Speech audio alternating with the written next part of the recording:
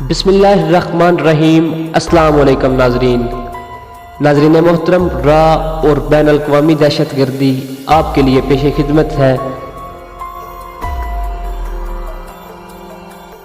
میں نے 1995 میں را لکھی تھی، جس کے ذریعے دنیا بھر میں اردو اور انگریزی پڑھنے والوں کو کسی غیر بھارتی مصنف کے ذریعے یہ علم ہوا کہ بظاہر خود کو غیر جانبدار، سیکولر اور ہیومن رائٹس کا چیمپئن کہنے والی بھارتی حکومت دراصل اپنے سیاسی جد امجد چانکیہ عرف کوٹلیا جی کی سچی اور سچی پیروکار ہے، اور وہ ملک جہاں کے 40% عوام کو زندگی کی بنیادی سہولتیں بھی حاصل نہیں، وہاں کی حکومت نے را کی صورت میں ایک ایسا اژدہا پال رکھا ہے جس کی زہرناکی سے صرف ہمسایہ ممالک ہی نہیں بلکہ بھارتی عوام بھی محفوظ نہیں۔ تھرڈ ایجنسی اس کی مثال ہے۔ را کی شاہ دماغ انجہانی مسز اندرا گاندھی نے ہی را کا ایک ذیلی ونگ تھرڈ ایجنسی کے نام سے بنایا، جسے گسٹاپو کی طرز پر بھارتی عوام کے لیے لائسنس ٹو کل دے دیا۔ اس ایجنسی نے اپنی وزیر اعظم کو خوش کرنے اور کانگریس کو کامیابی دلانے کے لیے جو گھناؤنے کردار ادا کیے، وہ بھارتی تاریخ کا سیاہ باب ہے جسے بھارت ہی کا میڈیا منظر عام پر لایا۔ سکھوں کی تاریخ آزادی خالصتان کو جس طرح اس ایجنسی نے ہائی جیک کیا اور ہزاروں سکھوں کو جس بے رحمی سے قتل کیا گیا، وہ بھی کل کی بات ہے۔ میں نے اپنی گزشتہ تصنیف میں را کے خد و خال اور تنظیمی ڈھانچے سے بحث کی تھی اور مختصراً اس کی معاندانہ کارروائیوں کا جائزہ پیش کیا تھا، اور یہ کوئی ایسی اچنبے کی بات بھی نہیں۔ دنیا بھر میں انٹیلیجنس ایجنسیوں کے کردار پر لکھا جاتا ہے، ہر مصنف حاصل معلومات کی بنیاد پہ کتاب لکھتا ہے۔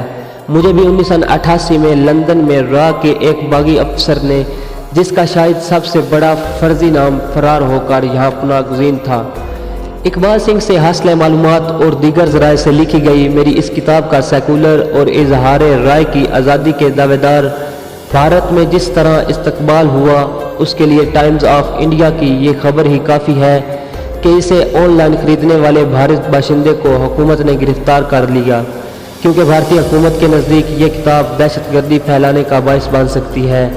حیرت ہے اگر بھارتی حکومت اسے اظہار رائے کی آزادی کہتی ہے، ایک ایکڈمک قسم کی کتاب پر ایسی الزام تراشی سمجھ سے باہر ہے۔ بہرحال جیسا کہ میں نے عرض کیا کہ یہ کتاب 1995 تک کی را کی سرگرمیوں کا احاطہ کرتی ہے، جس کے بعد سے تاحال اور خصوصاً 9/11 کے بعد دنیا کے بدلے ہوئے منظرنامے کا جس طرح بھارتی حکومت نے فائدہ اٹھا کر اپنی ہمسایہ مملکتوں کو بھارت کے تابع کرنے کی مہم شروع کی ہوئی ہے، خصوصاً پاکستان میں را نے جو تخریبی کارروائیاں دیگر بدنام زمانہ ایجنسیوں کو اپنا حصہ دار بنا کر شروع کر رکھی ہے، موجودہ کتاب ان سے بحث کرتی ہے۔ میری معلومات کے ذرائع 1995 سے اب بہت زیادہ ہیں، کیونکہ اب بہت سی معلومات نیٹ پر موجود ہیں۔ البتہ اندر کی بات باہر لانے کے لیے مجھے گزشتہ 5 سال سے جن مراحل سے گزرنا پڑا، وہ کچھ میں ہی جانتا ہوں۔ میں نے یہ کتاب لکھ کر صرف ایک پاکستانی مصنف ہی کی نہیں، بلکہ جنوبی ایشیا کے ایک امن پسند انسان کی ذمہ داری بھی ادا کرنے کی کوشش کی ہے۔ ہر تخلیق کار کی طرح میں بھی یہی چاہتا ہوں کہ میرے بچوں اور آنے والی نسلوں کو ایک محفوظ، خوبصورت اور شاندار زندگی جینے کو ملے۔ میں ایسی ہر قباحت اور برائی کے خلاف جہاد اپنا فرض سمجھتا ہوں جو اس غریب اور مسائل زدہ خطے کے کروڑوں انسانوں کے لیے وحشت و درندگی کا باعث بنے، اور میری موجودہ تصنیف اس کا ثبوت ہے۔ ممبئی کی دہشت گردی کا پس منظر کیا ہے؟ کس نے یہ ڈرامہ لکھا؟ کس نے سٹیج کیا؟ اداکار کہاں سے لیے گئے؟ ان کے ساتھ کیا وعدے کیے گئے تھے اور انہیں کس انجام سے دوچار ہونا پڑا؟ اس کہانی کی تفصیل آپ کو ہم موقع آنے پر ضرور سنائیں گے، لیکن اس دہشت گردی کی اصلیت اور اس کا ماسٹر مائنڈ را ریسرچ اینڈ انالائسس ونگ کہا جاتا ہے کا احوال ضرور جان لیجئے۔ ہمارے ہاں خصوصاً چینلوں کی بھرمار نے بڑے بڑے پاٹے خاں قسم کے تجزیہ نگار اور ماہرین پیدا کر دیے ہیں، لیکن حیرت کی بات ہے کہ تادم تحریر کسی ماہر تجزیہ نگار نے را کے متعلق کچھ نہیں بتایا، الا یہ کہ بلوچستان میں را کی طرف سے ہونے والی کھلی دہشت گردی کے باوجود کوئی اس کا نام لینے پر بھی تیار نہیں۔ ایسا کیوں ہے؟ وہ کون سا خوف ہے جو باخبر ماہرین کو بھی را کے خلاف زبان کھولنے سے روکتا ہے؟ ہم آپ کو اس سوال کا جواب بھی وقت آنے پر ضرور دیں گے۔ آپ کے لیے ممکن ہے یہ چونکا دینے والی اطلاع ہو کر ہمارے ہمسایہ میں ایک ایسی انٹیلیجنس ایجنسی موجود ہے जिसने न सिर्फ भारत के हमसाया ममालिक बल्कि यूरोप, कनाडा और अमेरिका तक अपनी दहशतगर्दी का जाल फैला रखा है।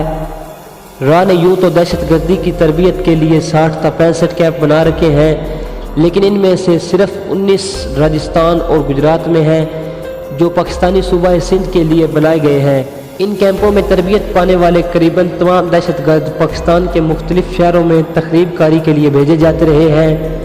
अब चूँकि रा, फाटा और बलूचिस्तान में ज़्यादा मुतहर्रिक है, इस मकसद के लिए उन्होंने अफ़गानिस्तान में करीबन 25 दहशतगर्दी के मरकज़ कौंसल खानों की आड़ में खोल रखे हैं। इन कैंपों में ज़्यादातर भर्ती रा पाकिस्तान ही से करती है। इन कैंपों में तखरीब कारी की थ्योरेटिकल और प्रैक्टिकल तरबियत के अलावा जदीद हथियारों का इस्तेमाल भी सिखाया जाता है। फिर इन्हें हथियारों से लेस करके पाकिस्तान में दाखिल कर दिया जाता है। दौरान तरबियत राजदारी का इतनी सख्ती से एहतमाम होता है कि तखरीब कार भी ये नहीं जान पाता कि उसका बॉस कौन है। अपने हमसाया ममालिक को बदअमनी से दो चार किए रखना, चूँकि रा का नस्बुल ऐन है और वो अपने इस मकसद के लिए हमेशा सरगर्म रहती है। हमसाया ममालिक में दहशतगर्दी बरामद करने के लिए रा ने अपने यहाँ खसूसी फोर्स बना रखी है, जिनकी तफसील मुलाहिजा फरमाएं। SFF special frontier force.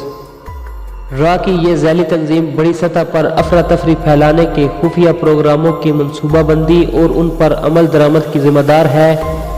Agent तक रसाई के बाद उसकी जदीद कमांडो स्टाइल पर तरबियत और उसे मुकम्मल ब्रेन वाशिंग के बाद एक ख़ास मयार पर पूरा उतरना होता है।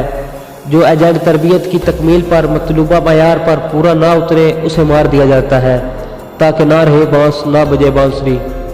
SFF खसूसन पाकिस्तान में बड़ी सतह पर तोड़ फोड़ के लिए हर वक्त किसी न किसी शैतानी मंसूबे पर अमल पैरा रहती है। बावर किया जाता है कि ये लोग फाटा और बलूचिस्तान में मुतहर्रिक हैं। SFF की हाल ही में तामीर नौ की गई है और इसके बुनियादी ढांचे को ज़्यादा मजबूत बनाने के लिए 2 बटालियन स्पेशल ट्रॉप्स को इसमें शामिल किया गया है। इसी तरह श्रीलंका के लिए भी 2 बटालियन अलग से मखसूस की गई है। इन ट्रॉप्स को गुरीला तरबियत देकर खसूसी इंटेलिजेंस कोर्स करवाए जाते हैं, जिसके बाद उनकी तैनाती SFF में होती है।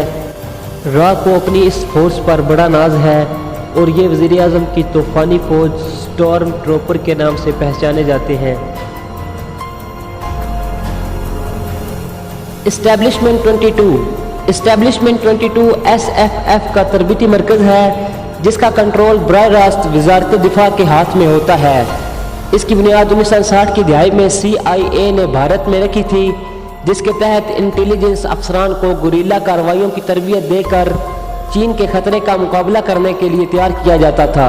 यूनिट ने ही खंपा कबाइल के तिब्बती महाजरों को तरबियत देकर चीन के खिलाफ सरगर्म अमल किया था और उन्होंने चीन के खिलाफ तब्त में शोर बर्पा की थी।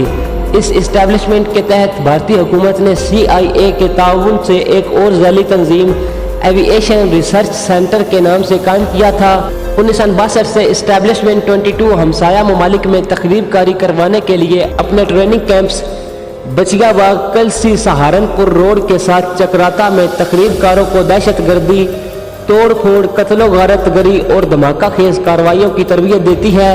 पाकिस्तानियों की तरबियत का आगाज़ इस कैंप में 1986 से हुआ। 20 फरवरी से 25 जून 1990 के दरमियान पाकिस्तान की मुख्तलिफ वतन दुश्मन तंजीमों को 200 तखरीबकारों को इस कैंप में खसूसी कोर्स कराया गया और उन्हें इंतहाई तबाहकुन मवाद से लेस करके पाकिस्तान में दाखिल किया गया। हनूज ये सिलसिला जारी है। सिर्फ मुंतखब तखरीबकारों को ही यहाँ भेजा जाता है। इस तंजीम के लिए तरबीती अमला भारतीय फौज की तरफ से फराहम किया जाता है, जो अपने फ़न में यकताए रोज़गार है। इस्टेब्लिशमेंट 22 चलाने के लिए बड़ी तादाद पर मुश्तमिल एक मुस्तकिल अमला मौजूद है। ट्रेनिंग स्टाफ का ताल्लुक अमूमन भारतीय फौज के छाता बरदार कमांडर यूनिट से होता है और इसकी फॉर्मेशंस को भारतीय फौज के 50 इंडिपेंडेंट पैरा ब्रिगेड की मामनत मुस्तकिल हासिल रही है।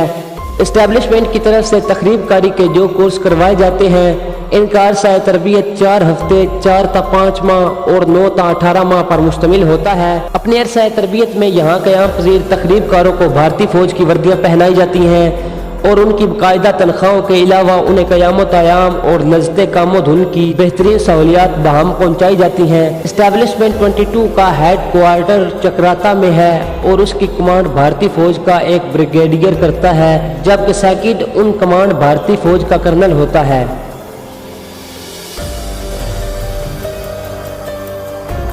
تو دوستو یہ تھی ہماری آج کی ایپیسوڈ، امید کرتا ہوں تمام دوستوں کو پسند آئی ہوگی۔ اگر پسند آئی ہے تو ہمارے چینل کو سبسکرائب کریں، ویڈیو کو لائک کریں، کمنٹ کریں اور زیادہ سے زیادہ شیئر کریں۔